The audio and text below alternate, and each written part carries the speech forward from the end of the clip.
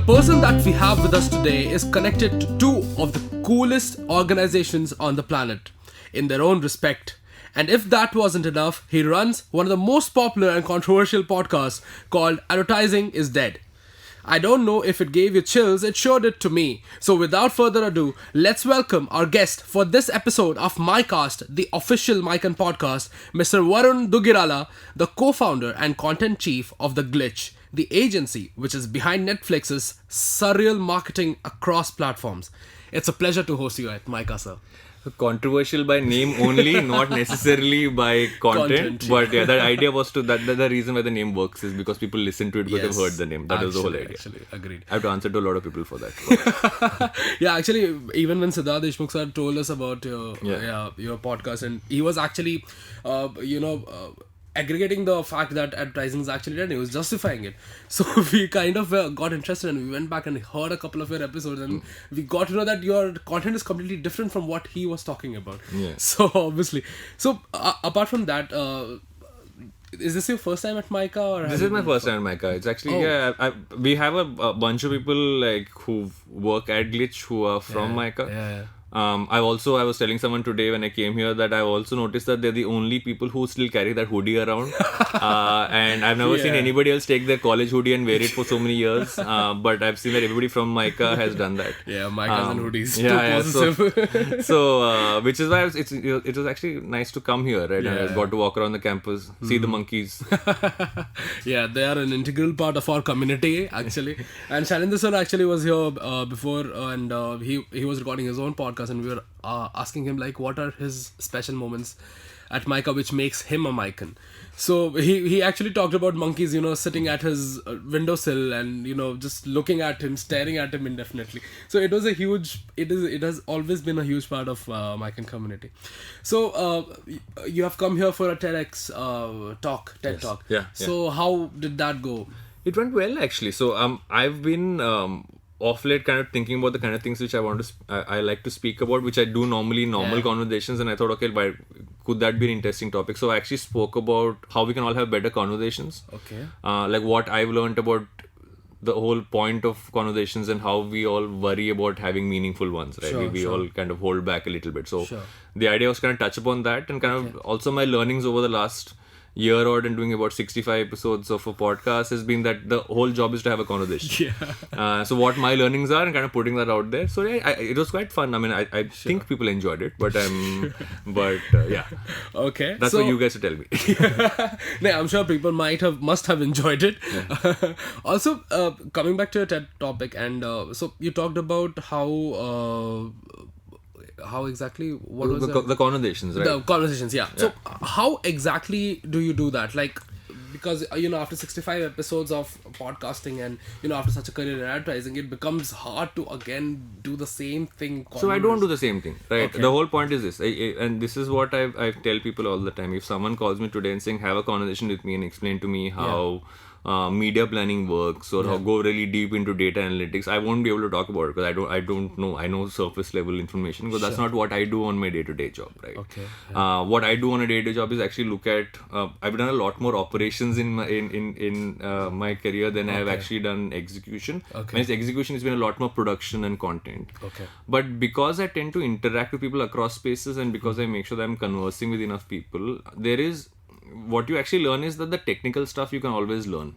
Right? That stuff you can always find ways to get it, but it's about the softer stuff, about how you really interact in a workplace, how do you kind of build more capabilities. That's really important. So which is what, so if I have break down the points which I made, the initial part was that why we don't have meaningful conversations is because we're worried about being judged, right? Okay, I'll say something wrong and the other person will say, I know this guy doesn't know anything.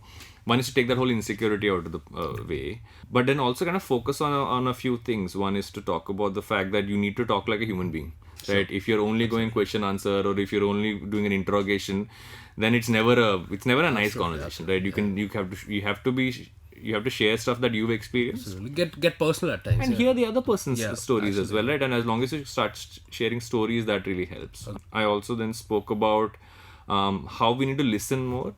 Like I enjoy two things, right? One is I enjoy talking to people who have great stories in their lives, and I learn from those experiences. Sure. But I also love talking to young people, and I can say young now because I'm closer to 40, and really understanding how they're seeing where they want to go, what their questions are, what are they kind of struggling with, and what their perspectives are, right? That also teaches me about where we kind of will go as an industry. And then there was a whole, so I have this theory that we all consume a lot of useless information, which people call useless rather, saying, okay, why are you interested in random things like Marvel and DC, or why are you interested in like different kinds of music and go deep Anime into that, and random trivia and all that stuff, right? But your interests in these things kind of shape who you are as a person. Otherwise, if everybody only learned the technical stuff or the serious stuff, then it will be really boring as well. True. And also that conversations become interesting because you're talking about those random things, not necessarily because of the not taking away from the serious stuff. So there was that, and the last part was to honestly have a point of view, right? And if you, as long as you keep voicing a point of view and listening to other people's points of view and not being stubborn about it and not holding it inside, then you always the way you look at the world gets more balanced because you're taking other people's points of view and putting us out there, and that kind of helps us all be better, right? The biggest problem we have in the world is not having enough dialogue, and this kind of helps do that. So I mean, even in a nutshell, if I break down everything which I said, it was this. Sure. So you touched upon a very important point actually, which is listening and being receptive to somebody else, because today everybody is talking about it but nobody is doing it. Everybody wants to talk but nobody wants to listen. Everybody wants to express but nobody wants to listen. So that is also something that Ruskin One also pointed out. Like India has more writers than readers. True. And that is a huge fact. It's like go to Twitter. Exactly, exactly. It's a huge education gap which is coming in between, expressing what you know and knowing what you express. So, obviously agreed and very well put actually. So going ahead and let's talk about your experience personally. Having no traditional experience in advertising, you opened up The Glitch, and today the advertisements of Netflix are a legend in our classes. The way that Narcos was presented to us, the way that Stranger Things was presented to us, it was so much and so beautiful. So how did it come by? So we didn't start an agency, to be honest. I worked at MTV and then I worked at Channel V. Rohit and I moved to Bombay together because we were in college together in Symbiosis, and then so he was in Channel V. We actually started a production house. Actually not even a production house. We started a company where we wanted to create content. Okay. So I used to produce, he used to direct. Okay. Literally the two of us working out of our apartment. Then slowly but surely someone asked us, can I come and intern? And then that person started working out of our living room. Slowly hired a couple more people for a couple of projects and become consistent, got a place. But what started happening, and we just wanted to good work, and we wanted to work that was fun for us and kept bills running, right? So you will have, and at that point in time, we would do some pieces for free, because we thought it'd be really fun to do. But we also then do a lot of work which we never look at anything which we made as being a bad project, because it either paid the bills. So there's nothing called a bad project unless you really done a bad job with it. So at some point clients start turning to us and saying, okay, fine, you guys are doing all the fun stuff. Can you also think of the strategy around it? Can you also do that part? And we, in our own thought process of how hard can it be, said, okay, we'll do that also. And then we figured it out. But we luckily also got a bunch of good people who joined us along the way. To be honest, if you ask me and Rohit, how did we become an agency? It wasn't because of us as much as it was the people we had. So like, for instance, if I talk about someone like a Shunetro, who's one of our creative directors, been with us for a long time. He came in as a video producer, and today he's one of our foremost creative directors, right? And his understanding of how the entire personal care, beauty, FMCG segment works from a creative perspective is far ahead of many people that I've seen. Or if I talk about anybody, like all of them have kind of come in with a certain thought process, like Shiv, who works on Netflix, or Prashant, who works on some other brands like LinkedIn, etc. We try to bring in people with different thought process and kind of empower them to be able to take calls. And hopefully let that seep down amongst everybody else. And so, which is why when someone comes in, one of the first things we say is, okay, you will not find, while there is structure, people still have to find their way through it. It works for some, doesn't work for some, because keeping it unstructured also then lets people. Also, we've had some good clients along the way. Let's be honest. I mean, we wouldn't have been able to do good work if clients wouldn't let us be partners, right? So it's not a vendor relationship; it is a partnership. Right? Yeah, actually, so the way that agencies actually work in India currently, it's a very two-way partnership that it has to be. It has to be. Like, you can't just have a one single point of view and keep heading straight ahead.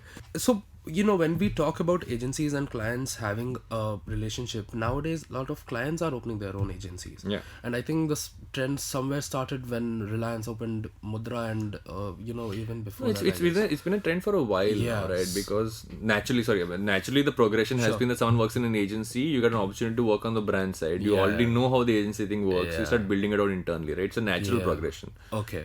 So do you think it's going to be like an extension process for agencies, independent agencies? So, to be honest, now the good and the bad part with the way systems work now is that there was a time when brand gave work to agency, and then agency was only custodian of everything. Doesn't work that way anymore. Everybody can work on the brand, right? The brand can do it themselves. They can give it to an agency, give it to a creator, give it to a platform, give it to a single person who comes up with an idea. That's how it works, which is why it's become more and more important for the brand managers to have more know-how, more understanding. And honestly, as agencies, our job is as much to support more collaboration with creators and with platforms than to say, no, why are you giving it to them, give it to us, right? The point is saying, okay, how can we make sure that you as a brand work better with everybody and almost become, at some point it should become like, there's a saying that, you and the brand and the agency sit on either side of the table.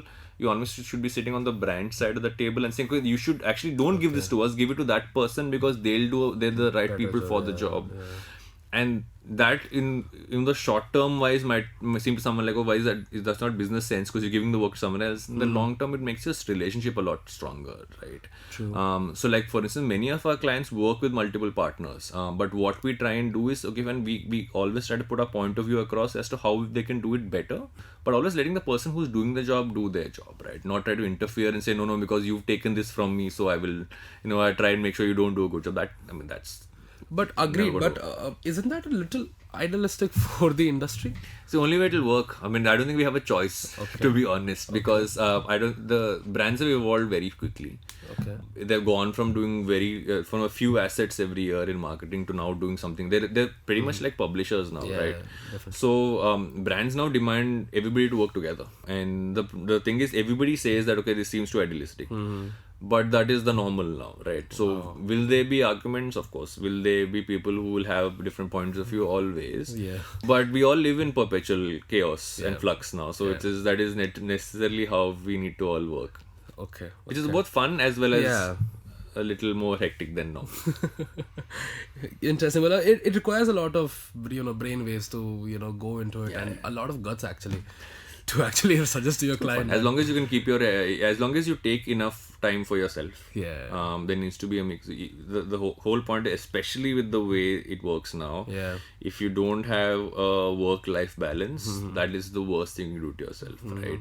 If as companies we don't have, let's say, focus on, let's say, mental health or how we make sure people are in the right frame of mind to do their job, it can get really stressful, and that's one of the core things we should all keep in mind. So when we were talking about conversations, we were talking about content creation, and podcast suddenly in India has become a huge thing, and it's escalating in ways that nobody actually predicted. So India was a radio first country, and obviously it still is. We've always been great with audio, right? Actually we have always been great with radio audio, and so why is podcast still is it still deterring in its way forward? See, it's very early days. India always skips a couple of things with the Western markets, right? If you look at video, look at internet, right? We started if you go to the US, etc. Started off with your dial-ups in computers, then went slowly. The transition to mobile happened over time. In India, people have gone straight to mobile, right? Even when it comes to the OTTs, right? Over there, initially people had like pay-per-view, you could book a show and watch it, and eventually you have that. And we went straight, okay, let's have the app on the thing. With podcasts, what's actually happening? I think we are slowly moving towards the whole platform thing now. Like for instance, everybody will have their own originals, but you'll also have common stuff across the board. It'll pretty much be like how today a Hotstar and a Netflix and a Prime all compete with each other. You will have a Spotify and a Saavn and a Gaana, Audible, all these guys competing with each other, right? And there'll be some things that will be within only their platforms, some things will be everywhere. That's just starting to happen. I think a lot of them are investing in it because it's not as expensive, right? We're doing this with with a Blue Yeti mic, which you can buy off of Amazon, plug in and do it, which is and the whole point is that's how podcasting actually came out, right? And also they're all pushing it because they want more and more podcasts. You speak to any of the platforms, they're encouraging more and more people to create podcasts and put it out. Where I think the real trick will happen is that where the monetizing really happens beyond platforms. Yeah, exactly. Because right now what happens is it's right now the platforms paying for it. So like all these platforms pay for someone to make a show, or you made a show and you putting it out there and figuring ads in between, right? And that's very early stage. I think where it'll really scale up is if more and more brands come out, more extensions happen. Many guys have also what they started to do is, and it's worked in the West. I don't know how it might actually work in India as well. Is where they don't just look at a podcast as an audio piece. They will do an audio version of it. Then they will take video clips of what they've said and put it up on YouTube and Instagram. They will take quote creatives of it and put it up, this thing and extend it. Then they will do live versions of it, right? So, like America is one thing which I don't think will come to India, where people actually pay money to sit in an auditorium and watch podcasts being recorded live. So, your favorite podcast is on stage, pay, buy a ticket, sit in the audience. It's like watching a talk show. They're watching a talk show live, right? And the thing is, the only addition is that you can actually you can have questions asked, and your question could be answered in front of you live. Wow. But I don't think we'll do that. I don't think that's going to make money for anybody in India, right? Because in India, we traditionally don't buy tickets. I don't know. I think it's going to be many years before we buy tickets to go watch a podcast live. But I do think people want to see live. Like, I've done one live in our office because I wanted to try it out. And the idea was to do a lot more live episodes of the podcast. And what I realized is that what it should not become is a panel discussion, right? Because that is what it might become. So when you see EIC Charcha or when you see any of those concepts, they are also in a way the same kind of format. Yeah. But in a way that they are interacting with the audience, where obviously the interaction doesn't happen in the podcast. Only way to figure out if it's a podcast or if it's a video where you're putting the audio out as a podcast is that does it feel audio first? A podcast is traditionally audio first, and the video is almost an extension of it, right? So if you can flip it around and listen to it and it feels like seamless, then it's great. Obviously. Sometimes it doesn't, which is fine, but I don't think people care as much. Yeah. So let's talk a little bit about managing Netflix's account, and I can't comment too much about it if it's going to be on public, because while we do a lot of work on Netflix, a lot of the stuff that we do are not stuff that I can talk about in terms of strategy. I can give you broader points of view is what I can give you. So that's all we need to know. We don't want to know actually what's going on inside the company, whatever you're working on. We just want to know like how is it managing Netflix's account. So actually, if I go a little wider, right, a lot of the brands we work with, one of the things that actually works for us is that we talk about being culturally relevant. Right? Is the fact that whatever you're creating, while there is the brand at the center of it, there also needs to be culture at the center of it. So if you're an international brand coming to India, if you're an Indian brand who wants to have wider outreach in multiple forms, what you need to make sure is that your cultural, almost that pulse needs to be very authentic, right? It's like I'm from Andhra Pradesh, right? But I tend to say that I'm South Indian because my entire life I've been where you're from. You're from the South means you're South Indian, right? It's not technically you're from this state. And at some point that no longer works. You need to be more authentic. So whenever we work with any of our brands with the kind of work is the fact that how do we make sure that what we're putting out doesn't feel like an ad, feels like authentic content. And as long as you have that lens on, like almost a consumer lens, right? What would you enjoy consuming versus are you making an ad are two very different things. And our approach is always like, while brand's the center and brand has certain guardrails, it's about saying, okay, while there might be brand guidelines which used to be set in stone, now you broaden it up a little bit and almost make them guardrails. So it's wider. Within that, what can you do? So that's generally been our thought process, right? And so even the teams who work on it work with that. They're half publisher mindset and half agency mindset. Okay, wow. That is an interesting approach actually. And I was interning at Array at that point in time, and last summers, and I saw that there was a lot of work. Like there was a lot of work by a lot of brands which I didn't think of could be interested in making content. So for example, a brand like LIC Insurance or a brand like, say for example, so Minute Maid was obviously is a common popular brand, but traditional brands like that, how the word content is like one of the words I hate the most, right? Because it is so broad. There is everything can be in it, right? Yeah. And when you say like my designation is content chief, but one of the issues I have with it is I have to explain to people what it doesn't include. Okay. Right, so because in some cases content might include, let's say, doing a platform deal. It might actually be a media approach, all those things. I'm like, no, that's not what I do, right? But going to what you're saying, every brand now looks at especially their media strategy, right? If you go to that in a way that, okay, one part is what you're traditionally putting out in terms of into media buys, and there's always a certain amount of money park aside for what can you do as an innovative spend, right? Okay. And that's where content really scaled up. For a lot of them, it's okay, 1 second, instead of me just doing an ad and putting media money behind it, can I create something else? And as you see more and more people doing it, everybody wants to try it, right? It's about how much are you willing to experiment with. And as people see themselves or others getting returns out of it, then they extend it further, do a lot more of it, right? And like, it's an international example, but it's an interesting one, because you were talking about podcasts earlier, right? Yeah. There's a company called Squarespace. Yeah. Right, Squarespace, 100% of its media spends is only on podcasts, right? Yeah. And the reason why they do that is they saw great traction and people are actually converting, right? Yeah, and so today's, we look at how much a brand spending on creative or media or on content, etc. They slowly started to look at it not in the traditional, 60-40%, 70-30%, and they're saying, okay, let me try it. If it works out, then let's do more of it. And the good part with, especially if you're doing it on digital, is you see your results immediately, right? Yes. And you can look at your investments and move them around smartly as well. And that's really the thing, which is why a lot of traditional ones actually are open to it, which is why I believe a large part of our jobs as agencies is actually education, right? Both learning as well as putting it out there is to kind of almost say that what are the right choices for brands to make. Because sometimes what happens is you also should not turn to a brand and say, oh, you should do content because everyone's doing content. But it doesn't make sense for a brand to do content, right? Yeah, so that's really that is the only tricky part. There's sometimes brands do content which doesn't do anything for the brand, which is criminal from the agency, but it happens very often.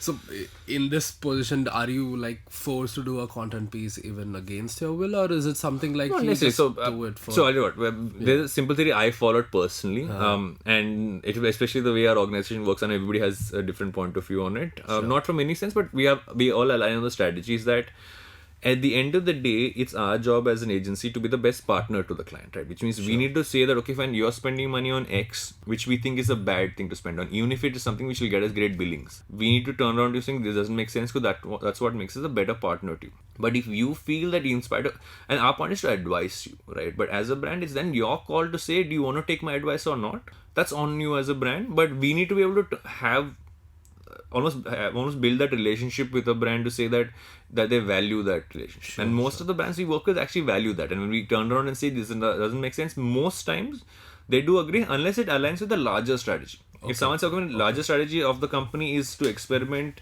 with content of different kinds and let's see how it goes over a year. Sure. And if that's taken at a let's say a management level, then we understand it and we go ahead with it. But our point is that at least from our conscience, we need to be fair and we need to be clear, because otherwise you will make money in the short term. In the long term, it won't work for anyone. Yeah, exactly. So the relationship gets out, and obviously the name in the industry. A lot of people like myself are going into new jobs now. They will be either on the brand side. I've been placed in Java. Java sites, yeah. So most of us will be going either on the brand side or the agency side. A few of them to the media and others FMCG and etc. So what is your tip or ideology or theory that you will suggest somebody to follow when they join a workplace? Initial career time. I think one of the things that we don't necessarily learn enough of when we're in college is to how to actually, when you join a workplace, what you are supposed to do. Yes. We learn all the technical stuff, right? We don't necessarily learn, okay, how do you go in, how do you gel into a team, how do you start off, right? Like, how do you, first of all, like, are you even trained to do an interview, right? And there's so many of those kind of things. But my only point is simply like, go in with almost, like, do enough homework on what the company does. And show a level of enthusiasm, right? I mean, not the thing with most companies is, and I've actually noticed a lot of young people come in, what I think worries them a lot, and you have to almost tell them this in a way is that, you come in with a lot of hopes of what all you want to do, but you need to know that you need to really push to be able to do it. Right, it won't come easy, and I'm not saying it won't come easily like one of those old school, nothing comes without hard work kind of business. It's more about saying that there are many layers to organizations, but and what you need to come in with is to say that, okay, when I want to do X, Y, and Z things, learn from people as to how you can actually do those, and you'll always find allies within the companies for you to be able to do good work. Right, and as long as you go with that thought process and not feel disheartened, is like a day one I've come in, I want to do X, Y, and Z. Why isn't this happening in 1 week? It might not, right? It might take months. It might take a couple of years in some cases. But as long as the company works in the right way, you will get there, and just take it step by step, and also then build strong relationships in the company itself, right? Find people you work with well. Build strong relationship with people you report into, right? And show them that one is talent, the other one is hard work. The third one is almost also saying that you are spotting opportunities. Like, spot an opportunity to put your hand up, right? Don't shy away putting your hand up. Saying, like, I'll give you a very early example which happened in my career when I started off at MTV.